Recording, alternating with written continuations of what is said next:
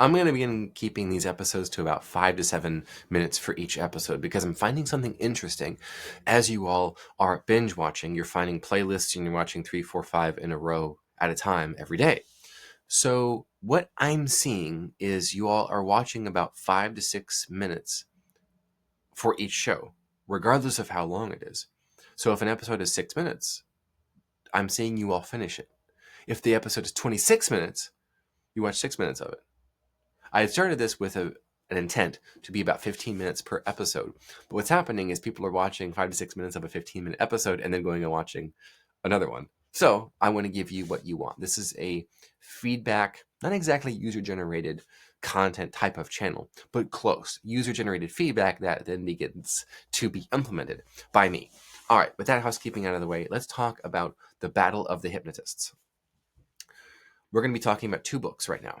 Breakthrough Advertising by Eugene Schwartz and The Hidden Persuaders by Packard, Vance, Miller, and Crispin. These 2 books are essential to understand why we buy what we buy, why we do what we do. The book Breakthrough Advertising by Eugene Schwartz makes the point that you cannot create demand. That is a fool's errand. It is very difficult to make customers want what it is that you're selling, sort of demand generation. It is better to meet existing demand rather than try to make people want your hot dog from your hot dog stand. Just bring your hot dog stand to wherever you know people are going to be hungry. It makes things easier to sell.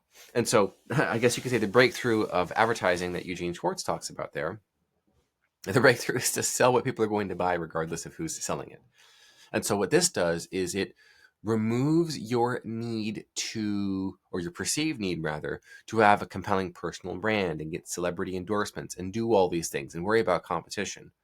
Because if you're looking at what other people are selling, rather than what different people are buying and going and finding let's say a hungry market, or you might say a blue ocean where there's lots of fish and not many sharks there fighting over them, as opposed to a red ocean. Okay, that's the 3rd book. We're not talking about blue ocean strategy. You are protected from wasting your time. That said, the book The Hidden Persuaders lays out the following. Following the Second World War, you had manufacturing that was ready to churn out jeeps and tanks and other equipment at high speed in order to out-manufacture the Axis powers. This is the Allies. So the United States' great advantage was manufacturing and just making munitions and machines faster than the Germans and the Japanese could destroy them, ultimately overwhelming their forces and their capabilities. That, together with bombing those factories, those manufacturing facilities, those bases, which my grandfather, Colonel Victor Lisec of the United States Army Air Corps, was, let's say, essential in helping out with his missions that he flew over Germany and other Axis-held territory in the early 1940s. I might do an episode that's just about him. He passed away Memorial Day 2000, so it's been a number of years since I have seen him, obviously. But these topics are personal to me, and I'm sure to many of you. I'm sure many of you have a story of a grandparent or a great-grandparent who has some war stories. And so this thread that is woven into The Hidden Persuaders is personal to me because I have some stories associated with that from the family.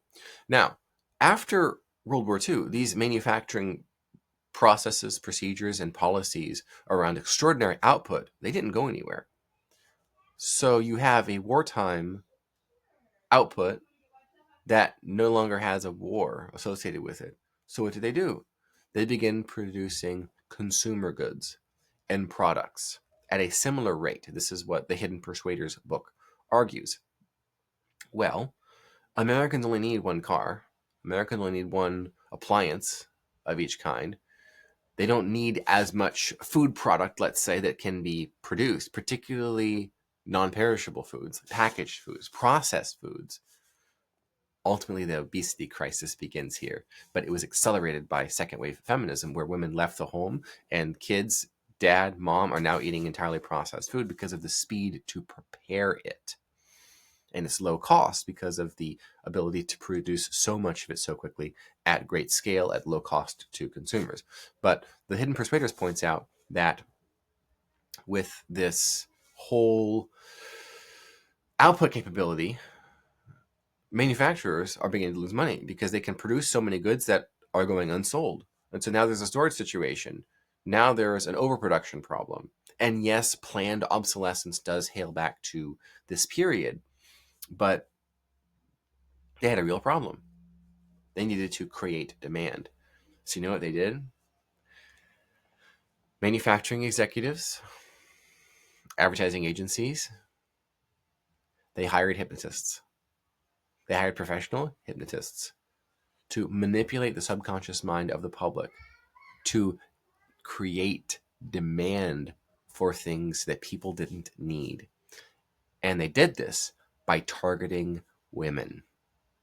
Women are more suggestible generally than men. When I talk about men versus women, it's about 80%, right? You'll find about 20% of women are more masculine than your typical man.